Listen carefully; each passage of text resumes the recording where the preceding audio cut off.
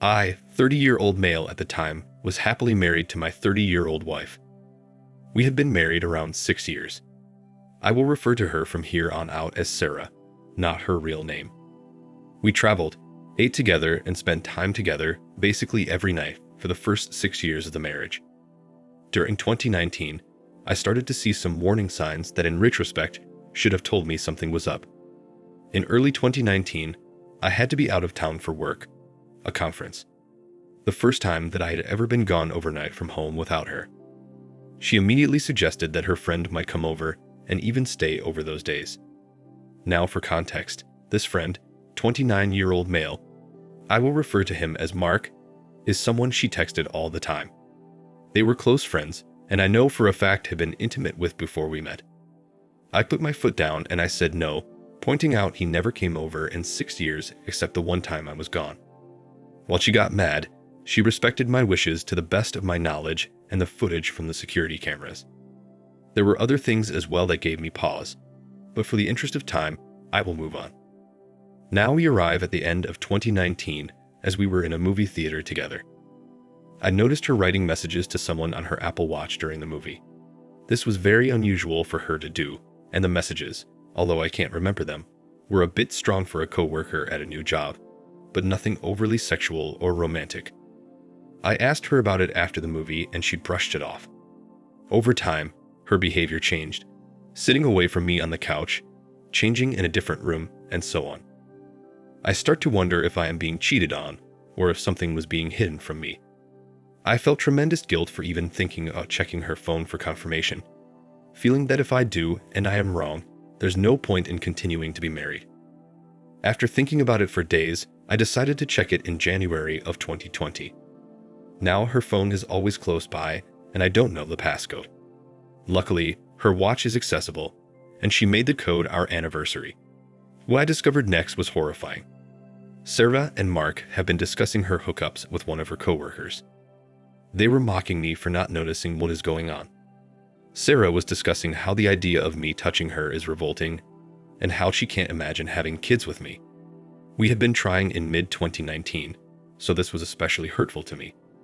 Then I read the messages between Sarah and the coworker. We will call him Carl. Those messages were explicit, and Sarah showed more affection for him in every way than she showed me in the past few months, and each message told me a new revelation that hurt more. It said that a trip that she said was to console a friend was really so that the friend could meet Carl, and that she began changing in the bathroom so I wouldn't see the hickeys on her body, and that her therapist knew all about this and said that I should be made aware, but that she should be happy with whoever she wants.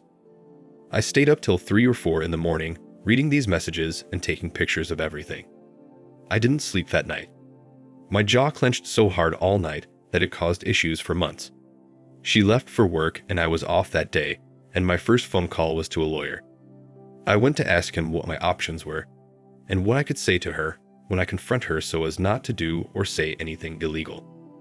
I waited for her to come home, reading over the messages to confirm it wasn't the worst dream I ever had. When I confronted her, I told her what I knew without revealing I had been in her text messages.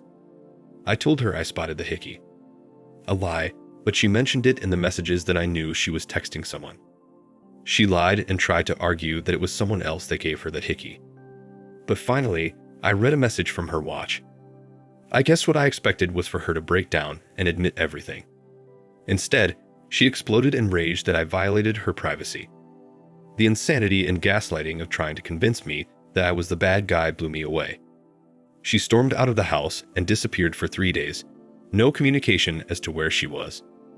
Till this day, I only know a small part about where she went or what she did. When she came back, she told me she wanted us to try to fix things and spend some time together. It didn't go well.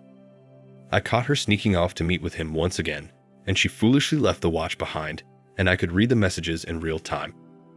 I finally told her in February 2020 that I contacted a lawyer.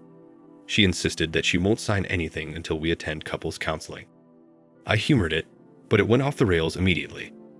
After, I explained that we were here because she had an affair, but she argued against my word choice and claimed that affair was too strong a word. She also lied about the fact that she cheated on me before Carl, the married man, something I discovered at a later date going through her watch once again.